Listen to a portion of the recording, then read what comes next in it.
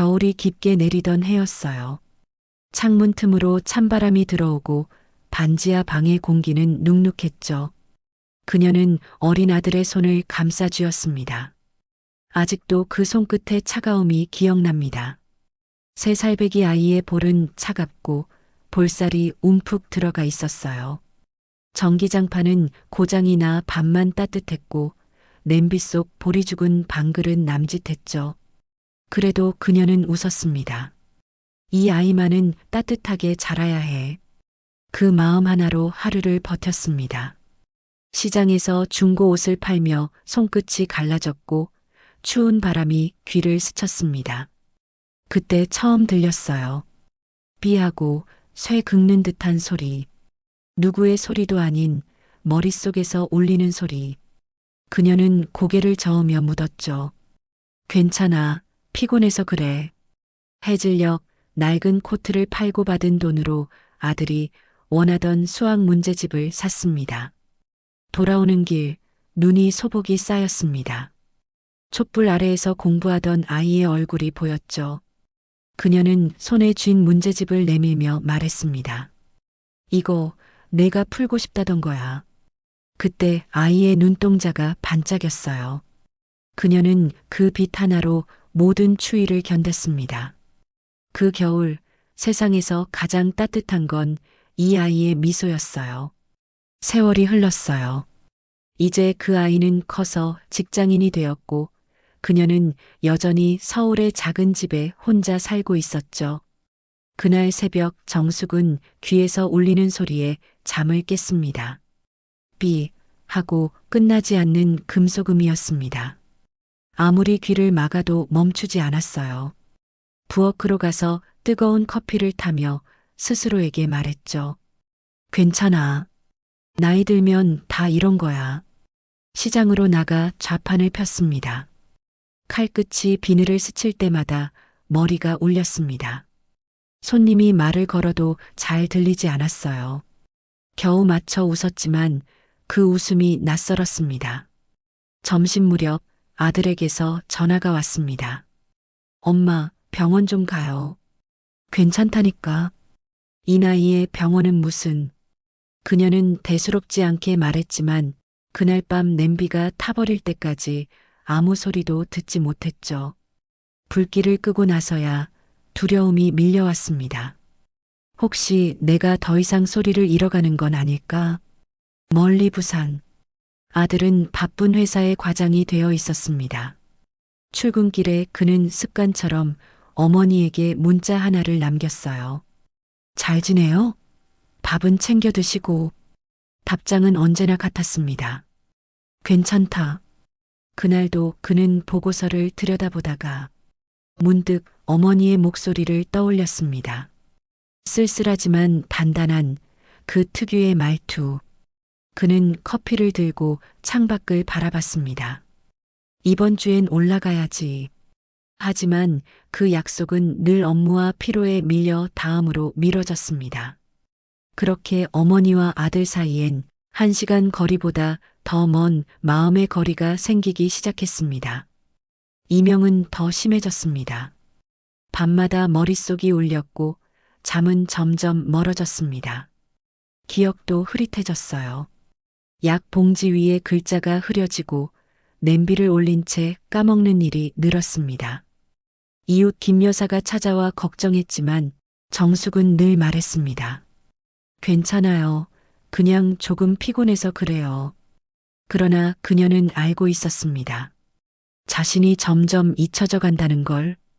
아들의 목소리조차 어제의 일처럼 먼 기억이 되어갔죠. 밤이 되면 귓속의 소리가 더 커졌습니다. 그녀는 침대에 누워 천장을 바라봤습니다. 그리고 아주 작게 중얼거렸습니다. 현수야, 엄마는 아직 괜찮아. 그 말이 눈물 속으로 흩어졌습니다. 몇 달 뒤 아들이 서울로 올라왔습니다. 문을 열자 곰팡이 냄새와 먼지가 가득했죠. 식탁 위엔 약봉지와 남은 물컵이 그대로 있었습니다. 아들은 놀랐고 그녀는 당황했습니다. 병원 가요, 엄마. 그만 좀 말해요. 다 소용없다니까. 그래도 해야죠. 그냥 가. 일하느라 힘들잖아. 그날 밤 두 사람은 서로에게 등을 돌린 채 잠들었습니다. 아들은 천장을 바라보다 속으로 되뇌었죠. 왜 이렇게 멀어졌을까? 그녀는 방문 너머로 그의 숨소리를 들으며 속삭였습니다. 미안하다, 현수야. 그 말은 벽에 부딪혀 사라졌습니다. 며칠 뒤 아침, 아들은 회의 중 전화 한 통을 받았습니다. 손주 보고 싶다. 오늘 내려갈게. 그녀의 목소리는 밝았습니다. 아들은 기뻤습니다. 드디어 마음이 나아지셨나 보다. 그는 집을 정리하고 기다렸습니다. 그러나 오후가 지나도 연락이 없었죠. 해가 지고 밤이 되어서야 모르는 번호가 울렸습니다. 서울병원입니다. 보호자분이시죠? 그 순간 세상이 멈춘 듯 했습니다. 그는 단 한마디만 남겼습니다. 지금 갑니다. 응급실. 하얀 조명 아래 어머니는 산소 마스크를 쓰고 누워 있었습니다. 의사는 말했습니다. 대동맥 박리입니다. 수술 가능한 병원을 찾고 있습니다. 지금 바로 해야 되는 거 아닌가요?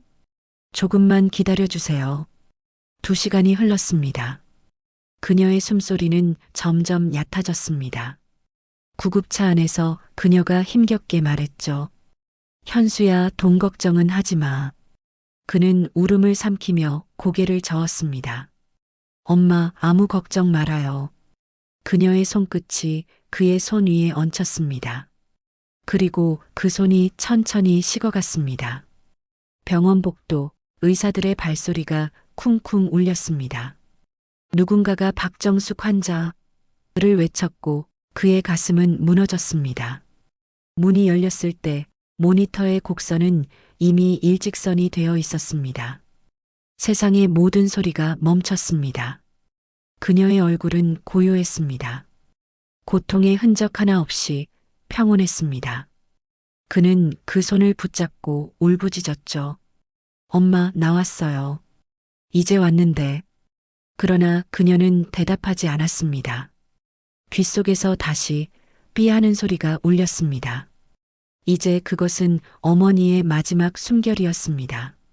장례가 끝난 뒤 그는 어머니의 집을 정리하러 왔습니다. 창문을 열면 바람이 오래된 먼지를 흔듭니다. 식탁 위엔 달력 한 장이 남아 있었습니다. 날짜마다 빨간 동그라미. 그 옆엔 작게 적힌 글씨. 오늘도 버텼다. 그는 그 글자를 손끝으로 쓸어보았습니다. 라디오를 켜자 지직거리는 잡음 사이로 어머니가 즐겨 듣던 노래가 흘러나왔습니다. 귓속에서 다시 그 소리가 섞입니다. 삐, 하지만 이번엔 따뜻했습니다. 그는 창밖을 보며 속삭였습니다. 엄마, 잘 지내요? 바람이 대답했습니다. 응, 이제 괜찮아. 시간이 흘렀습니다. 현수는 이제 중년이 되었고 아이들은 훌쩍 자라 웃음이 많아졌습니다. 그러나 집이 고요해질 때면 그는 여전히 귀 안에서 작은 소리를 들었습니다. 사진 속 어머니의 미소를 닦으며 그는 말했습니다. 이제는 정말 괜찮아요.